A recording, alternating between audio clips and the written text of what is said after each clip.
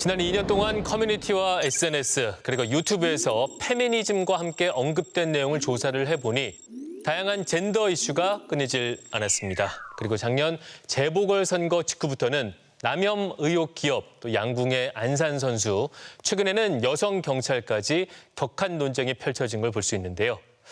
페미니즘이라는 단어와 함께 페미나치, 또 무고죄, 군 가산점, 그리고 여성가족부가 주요 화두로 등장한 걸 보면 페미니즘과 안티페미니즘 사이의 대립 양상이 격해지고 있는 걸 확인할 수 있습니다. 문제는 페미니즘에 대해서 건강한 토론을 하는 게 아니라 누군가를 향한 비난과 조롱으로 이어진다는 겁니다. 안티페미니스트란 이름으로 자신의 진짜 얼굴과 이름을 가리고 공격하는 이들은 대체 누굴까요? 얼마 전 안타깝게 세상을 떠난 한 BJ의 죽음 뒤에도 그들이 있습니다. 예은 씨를 조롱하고 비난했던 이슈 유튜버 뻑가. 구독자만 약 120만 명에 이릅니다. 오랫동안 뻑가의 영상을 지켜봤던 한 유튜버를 만났습니다. 그는 뻑가 영상에 비슷한 점이 있다고 말합니다. 수도 없이 많이 올라와 있어요. 근데 한두 번이 아니게 페미니스트라고 몰아갔어요. 그러면 이제 딱 낙인이 찍혀버리는, 주홍 글씨가 찍혀버리는 거예요. 그러면 뻑가가 얘기를 안 해도 그 팬들이 알아서 공격을 해줘요. 그냥 팸이다로 끝나는 거예요. 올해는 정말 저한테 힘들다. 올해 초 스스로 세상을 등진 그녀의 이름은 BJ 잼미. 나 뭐라는 거야? 코로나나 여러 가지 문제도 많이 힘드셨을 텐데 제 영상이나 방송을 보고 조금이라도 힘이 되셨고 조금이라도 즐거움을 얻어가셨으면. 잼미 씨에게 악성 댓글이 달리기 시작한 건 2019년 7월.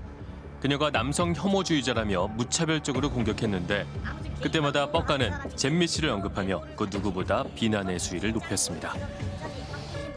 지금 이 사건으로 인해서 그러나 이분이 이 사건으로 인해서 이전에 했던 행적들이 다 나왔죠. 자, 첫 번째로 꼬삼 손짓, 전형적인 그들의 뭐랄까 트레이드 마크라고 할까요. 두 번째, 이기야 발언. 저쪽 애들이 항상 쓰는 말이죠. 한다 이기야, 하라 이기야. 그런데 잼미가 방송에서 바로 남성 혐오 단어를 사용했다는 주장입니다.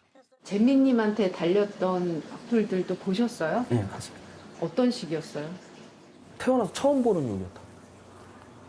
그러니까 지금 뭐 카메라 앞에서 그렇게 얘기 못할 정도의 욕들이었어요. 익명성 뒤에 숨어서 상대방을 저격을 해요. 저격한 사람은 그게 진실이든 거짓이든 상관이 없습니다. 그 팬들이 알아서 가서 공격을 해주니까. 그럼 저격 당한 사람은 굉장히 고통스러운 나날들을 보내는 거죠. 내가 잘못 쓴 단어들로 인해서 불쾌감을 느끼시고 불편함을 느끼신 분들에게 진심으로 죄송하다는 말씀을 드립니다. 다시 한번 정말 진심으로 사과를 드립니다. 잼미 씨는 여러 차례 사과를 했지만 조롱과 악성 댓글은 계속됐고 그 충격으로 어머니에게 비극이 발생했습니다.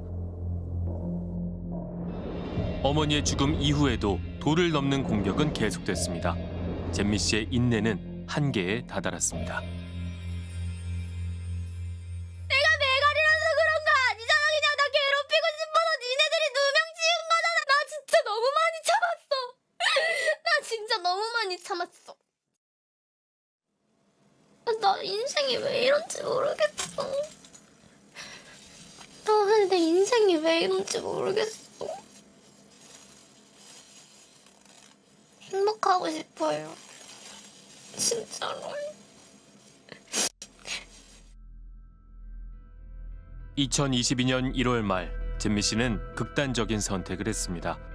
유가족은 악성 댓글을 그만 멈춰달라는 호소와 함께 잼미 씨의 죽음을 세상에 알렸습니다.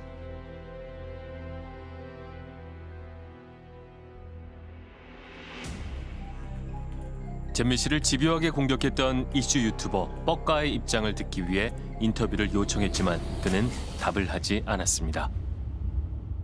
저희가 되게 안 좋게 보는 이유 중에 하나는 본인이 어떤 얘기를 해도 책임지지를 않아요.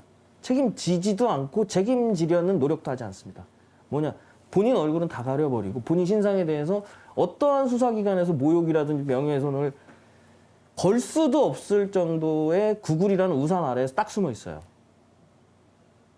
그러니까 백날 첫날 자기가 하고 싶은 얘기 다 하는 거예요. 뻑가의 영상 때문에 피해를 당한 또 다른 피해자들은 뻑가를 고소했습니다. 이 건까지 한 건 아니고 이 건 전 조사로 일단 내용을 검토하고 있는 상태입니다. 뭐 여러 건이 지금 신고가 뭐 사이버 범죄 제보라는 들어온 사안이 있기는 하고요. 신고가 접수돼서 그 부분에 대해서 지금 뭐 사실관계를 지금 확인하고 있다. 이 정도까지만 저희가 말씀드릴 수 있겠네요.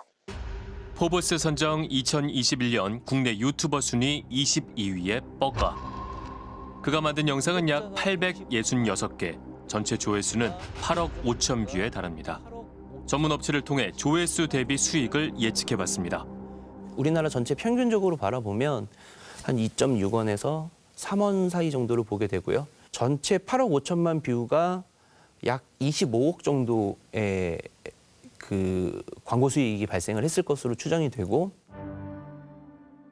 뻑가가 삭제한 일부 영상 외에 현재 남아있는 약 860여 개에 달하는 영상을 분석했습니다. 그 결과 페미니스트 또는 여성 관련 이슈를 다루면서 혐오적인 표현을 사용한 영상은 약 32%에 달했습니다. 여성 혐오 콘텐츠로 약 9억 원의 수익이 예측됩니다. 특히 조회수 상위 50개 가운데 여성을 공격하거나 조롱하는 영상의 조회수가 상대적으로 높았습니다. 안티페미니스트 성향이 강할수록 인기가 높은 셈입니다. 폭주 기관차라는 표현도 가끔 쓰는데 멈출 수가 없는 거죠. 한번 그쪽으로 가기 시작하면 그러한 성향의 사람들이 모이기 때문에 팬들이 더 많이 온다는 건 결국 수익으로 이어지는 걸 만들기 때문에 이런 콘텐츠는 특히나 여혐, 뭐 젠더 갈등 같은 경우는 굉장히 더 지속될 것으로 보여요. 안 할 이유가 없는 거죠. 이게 결국은 상업적으로 장사가 잘 되는 이슈라고 해서 무엇이든 해도 되는 것인가를 우리 사회가 되짚어 봐야지 되는데요. 이게 혐오 장사라는 것입니다. 그리고 누군가에게는, 특히 저격을 당하는 개인에게는 정말 죽음으로 몰고 갈 수도 있는 아주 심각한 범죄일 수도 있다라는 것이죠.